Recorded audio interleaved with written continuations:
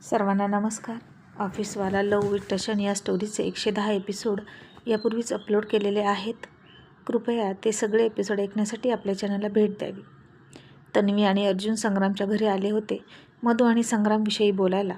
त्याचवेळी नयनानं तिच्या मैत्रिणींना गोळा करून घरामध्ये पार्टी केली होती आणि दरवाजाची बेल वाजली आणि संग्रामच्या मम्मीनं दरवाजा उघडला आणि त्या दोघांना बघून ती चकित झाली. नयनाने सुद्धा त्या दोघांना बघितलं आणि तिनं मनातल्या मनात हसूनच तिच्या हातातला पत्ता टेबलवर फेकला आणि मग म्हणाली, अरे वा, बरं झालं इथे आले. आता यांचा अपमान करण्याची संधी चांगलीच चालून आली आहे. आणि तिनं मोठ्याने हाक मारली आणि म्हणाली, मम्मी कोण आहे? तशी संग्रामची मम्मी परत आली आणि तिला म्हणाली, नयना बेटा, अगं अर्जुन सर आणि तन्वी मॅडम आलेत, आता काय करायचं? आणि हे ऐकून नयना मुद्दाम हसून म्हणाली, मम्मी भिकारी आहेत का? ते असतील तर त्यांना पटकन इथून हाकलून द्या आणि पुढच्या गेटवर जा म्हणावं. भर दुपारी दुसऱ्यांच्या घरी जायला यांना काहीच कसं वाटत नाही. आणि आता नयना चक्क अर्जुन सर तन्वी मॅडमना भिकारी म्हणाली. आणि हे ऐकलं आणि तन्वीनं रागात अर्जुनकडे बघितलं आणि म्हणाली, बघितलंस अर्जुन, किती माज आहे या मुलीला, कशी बोलते बघितलं का? हिला तर आता मी बघणारच. असं म्हणून तन्वीनं तिचं हातातलं डायमंड ब्रेसलेट पाठीमागं सरकवलं आणि अर्जुन सर रिलॅक्स होत म्हणाले, तनू कूल डाऊन, आपण इथे आपल्या मुलीसाठी आलो आणि मुलीसाठी आईवडील जेव्हा एखाद्याच्या दरवाज्यात जातात तेव्हा भिकारीसारखेच असतात, त्यामुळे वाईट वाटून घेऊ नकोस. आणि त्यांचं हे बोलणं ऐकलं आणि तन्वी थक्क झाली आणि म्हणाली, अर्जुन हे तू बोलतोस? अरे मला वाटलं माझ्यापेक्षा जास्त तर तुला राग येईल आणि तू इतका कूल कसा आहेस? अर्जुन मला ना आता खूप खूप राग येतो. आणि अर्जुन सर गालातल्या गालात हसले आणि म्हणाले, तनू मला नॉनसेन्स आणि सिली माणसांचा राग येत नाही, उलट त्यांच्यावर दया येते. अर्जुनशी पंगा घेण्यासाठी माणूस हुशार लागतो तेव्हा खरी लढायला मजा. ही मुलगी खूप किरकोळ आहे आणि त्याहून जास्त मूर्ख आणि नॉनसेन्स, त्यामुळे मी शांत आहे. आणि तनू तू काय म्हणाली होतीस परवा दिवशी, ते विसरलीस का? जेव्हा अर्जुन सर शांत असतात तेव्हा समोरच्याच्या पराभवाची स्क्रिप्ट लिहित असतात, राईट? सो जे होतंय ते होऊ दे, तिला काय करायचं ते करू दे, शेवटी तेच होणार आहे जे आपल्याला हवं आहे. मी आत्ताही घरात घुसू शकतो, बट आय थिंक गेस्ट आहेत घरात आणि मला कुठलीही पब्लिसिटी नको किंवा सीन क्रिएट करायला नको आहे. आणि मग नयनानं पुन्हा एकदा मम्मीला हाक मारली आणि म्हणाली, मम्मी गेले का ते? आणि दरवाजा बंद करून तुम्ही आतमध्ये या. आणि संग्रामची मम्मी त्या दोघांकडे बघून तुच्छतेने म्हणाली, कोण पाहिजे तुम्हाला? तन्वी थोडी रागात म्हणाली, आम्हाला संग्राम हवा आहे आणि संग्रामचे मम्मी पप्पा, त्यांच्याशी बोलायला आलो आहे आम्ही. संग्रामची मम्मी म्हणाली, कशासाठी तुम्ही इथे आलात? आणि तन्वी म्हणाली, मधू आणि संग्रामची बोलणी करायला, लग्नाची. इतक्यात पाठीमागून काही नोकर आले. त्यांच्या हातात गिफ्टचे मोठे मोठे बॉक्स होते जे पहिल्यांदा मुलाच्या घरी देण्यासाठी अर्जुन घेऊन आला होता, शगुन म्हणून. आणि संग्रामच्या मम्मीची नजर तिकडे गेली आणि ती म्हणाली, हे काय आहे? आणि तन्वी म्हणाली, गिफ्ट आहेत. आता संबंध जोडायला आलोत ना, मग गिफ्ट तर हवेतच शगुन म्हणून. तसं संग्रामच्या मम्मीच्या तोंडाला पाणी सुटलं आणि ती म्हणाली, असं का? काय आहे त्यामध्ये? आणि अर्जुन म्हणाला, ते कळेलच थोड्या वेळात, जेव्हा संग्राम येईल तेव्हा आम्ही घरात येऊच. आता संग्रामची मम्मी गिफ्ट बघून गडबडली. अर्जुन सर गिफ्ट घेऊन आलेत म्हणजे नक्कीच खूप काहीतरी मोठं असेल त्यात, असं तिला वाटलं. ती पुन्हा आतमध्ये गेली आणि नयनाला म्हणाली, नयना बेटा, अर्जुन सर आणि तन्वी मॅडम आहेत आणि त्यांना बाहेर कसं उभा करायचं? आणि हे इतर मुलींनी ऐकलं, नयनाच्या फ्रेंड्सनं, आणि त्या चकित होऊन म्हणाल्या, व्हॉट, चक्क अर्जुन सर आणि इथे, ओ माय गॉड. आणि त्या मुलीने दरवाज्यात जाऊन बघितलं आणि खरंच तिथं तन्वी अर्जुनला बघून शॉक झाल्या. आणि आंटी हे का आले तिथे, असं तिनं विचारलं. संग्रामची मम्मी म्हणाली, ते आमच्या संग्रामसाठी त्यांच्या मुलीचा रिश्ता घेऊन आलेत. आणि त्या मुली म्हणाल्या, वाव, खरंच? तुमच्या संग्रामचं तर नशीबच उजडलं. त्याला तर कोणी सडकछाप मुलगीसुद्धा भेटणार नव्हती आणि चक्क अर्जुन सरांची मुलगी भेटते. Oh my God, he is very lucky man. म्हणजे घरात नैनापेक्षा पॉवरफुल रिच मुलगी येणार तर. आणि हे ऐकून नैनाला आता राग आला आणि ती म्हणाली, माझे डॅडीसुद्धा कपूर इंडस्ट्रीजचे CEO आहेत, समजलं? तुम्ही न्यूज वाचली नाही का? त्यांना त्यांची पोझिशन परत दिली मिस्टर कपूरने. माझे डॅडी आहेतच इतके हुशार की कपूर इंडस्ट्रीमध्ये त्यांना खूप मान आहे. त्याच्याशिवाय इंडस्ट्री चालू शकत नाही. आणि तिच्या मैत्रिणींपैकी एक जण म्हणाली, हो ना, आता नैनाचे डॅडी आहेत ना ते. आणि ते अशा तिजोरीचे मालक आहेत ज्यामध्ये काहीच नाही. आणि त्याच तिजोरीला ते AK-47 गन घेऊन जपणार आहेत. आणि जिकडं कोणी मच्छरसुद्धा फिरकत नाही, मग चोर कशाला फिरतील, असं त्या म्हणाल्या आणि सगळ्या हसायला लागल्या.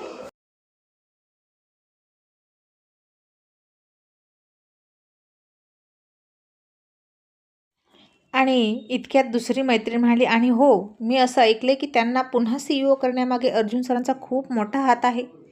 इनफॅक्ट अर्जुन सरांच्या सांगण्यावरूनच मिस्टर कपूरनं त्यांना परत घेतलं, नाहीतर नैनाचे डॅडी आज घरातच बसले असते. आणि नैनाच्या डॅडीने अर्जुन सरांना खूप खूप कन्व्हिन्स केलं. पायावर नाक घासण्याची सुद्धा तयारी होती त्यांची. मुलींनो, तुम्ही असंच ऐकलं ना? मी तरी असंच ऐकलं. आणि सगळ्याजणी म्हणाले, हो हो, आम्ही हेच ऐकलं. नैना आता त्यांच्यावर चिडली आणि म्हणाले, जस्ट शटअप. तुम्ही माझ्या फ्रेंड्स आहात ना, मग त्यांचं काय कौतुक करताय? आणि तुम्ही माझ्या डॅडींना असं बोलू शकत नाही आणि माझ्या डॅडींचा अपमान करता का? पण लक्षात ठेवा, आता त्याचाच बदला मी घेणार आहे. यांनीच माझ्या डॅडीची पोझिशन काढून घेतली आणि परत देण्याचं नाटक केलं ना, मग आता ते माझ्या दारात आले आहेत आणि आता माझ्याकडे गोल्डन चान्स आहे त्यांचा अपमान करण्याचा. नैनाची दुसरी मैत्रीण म्हणाली, नैना, हे तू काय बोलतेस, तुला कळतंय का? तुझ्या डॅडीनं अर्जुन सरांच्या जावयाला धमकी दिली आणि त्याचे किती मोठे परिणाम झाले, आणि आता तू चक्क सरांशी पंगा घेशील का? आणि नैना चिडून म्हणाली, हो घेणार. तुम्हाला काय करायचं? आता तुम्ही इथून निघा. आणि एक मैत्रीण म्हणाली, नैना, तू इतक्या मोठ्यानं बोलू नकोस आमच्याशी. तूही आमच्या घरी येतेस पार्टीसाठी, त्यामुळे कूल डाऊन. आणि तूही अशीच आमच्यावर हसतेस, मग आता तुला काय इतका राग येतोय आम्ही हसतोय तर? आणि तू मगाशी काय म्हणालीस, भिकारी? तेही अर्जुन सरांना. नैना, सांभाळून बोल बरं का, कारण अर्जुन सरांसमोर एकही शब्द बोलणं म्हणजे संकटाला निमंत्रण, लक्षात ठेव. नैना म्हणाली, तुला कसं इतकं माहीत त्यांच्याविषयी? तिची फ्रेंड्स म्हणाली, कारण माझा नवरा त्यांच्याच ऑफिसमध्ये कामाला आहे आणि त्यांचा स्वभाव जगजाहीर आहे. नैना म्हणाली, मग मी काय करू? एनिवे, आता तुम्ही निघा, आपली पार्टी संपली. तसंही आता मला कोणाची तरी खातिरदारी करायची आहे. असं म्हणून अर्जुन आणि तन्वीच्या बाजूने बोलणाऱ्या आणि संग्रामचं कौतुक करणाऱ्या मैत्रिणींना नैनाने घालवून दिलं.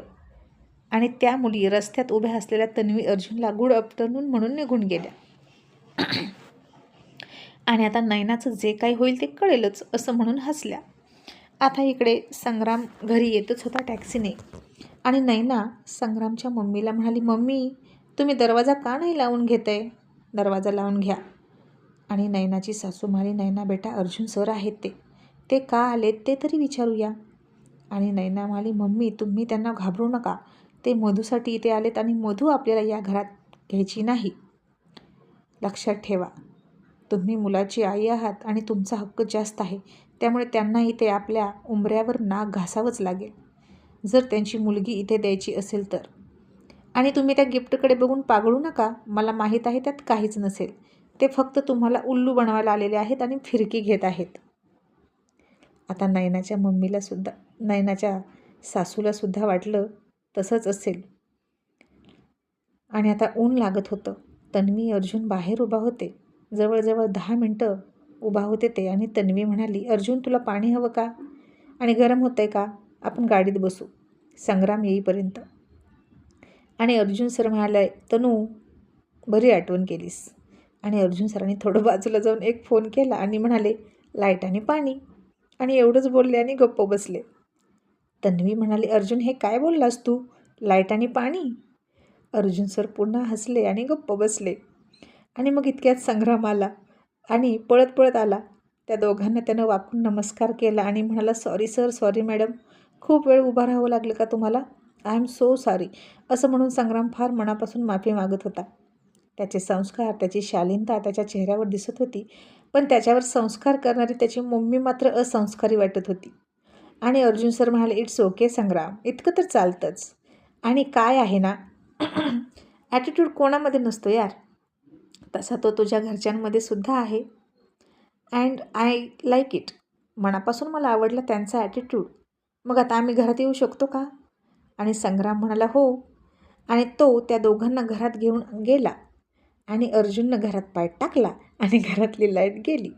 AC बंद झाला, फॅन बंद झाले आणि संग्राम म्हणाला, ओ माय गॉड, असं कसं झालं? लाईट कधीच जात नाही. आणि नाजूक कोमल नयना AC वाचून तडफडायला लागली. ओ माय गॉड, आता या लाईटला काही झालं, आता काय करू मी? असं म्हणून साडीने वारा घेऊ लागली. आणि अर्जुन गालात हसायला लागला. आणि मग संग्रामची धावपळ सुरू झाली. पाणी दे, कॉफी कर. नयना आणि संग्रामची मम्मी नुसत्या उभा होत्या आणि हे बघून तन्वी चकित होत होती. आणि हे काय घर आहे का? आणि घर आहे की चिडियाघर आहे? असं ती अर्जुनच्या कानात म्हणाली. या दोघी भूतनी नुसत्या उभा आहेत आणि संग्राम पळतोय. अर्जुन, हे घर हॉरिबल आहे आणि इथे मधू कशी राहील? आणि अर्जुन सर तिला म्हणाले, तनू शांत बस. आणि नयना आता फार गरम होते म्हणून म्हणाली, मम्मी मी शॉवर घेऊन येते, फार गरम होते, लाईट आली की मला सांगा. आणि ती शॉवर घ्यायला गेली आणि पाणी बंद.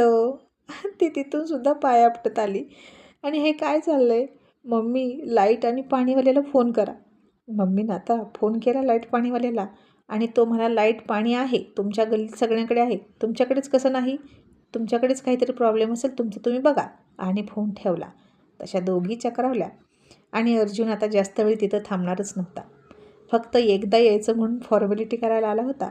आणि जास्त वेळ न घालवता संग्रामला म्हणाला, संग्राम बेटा, तसं तर क्लिअर आहेच, तरीसुद्धा फॉर्मॅलिटी म्हणून मी इथे आलो आहे. गरज नव्हती तरी. आणि फक्त 11 दिवसांनी तुझं लग्न आहे, कॉंग्रॅच्युलेशन बेटा. असं म्हणून अर्जुननं त्याच्या लग्नाची पत्रिका त्याच्याच हातात ठेवली.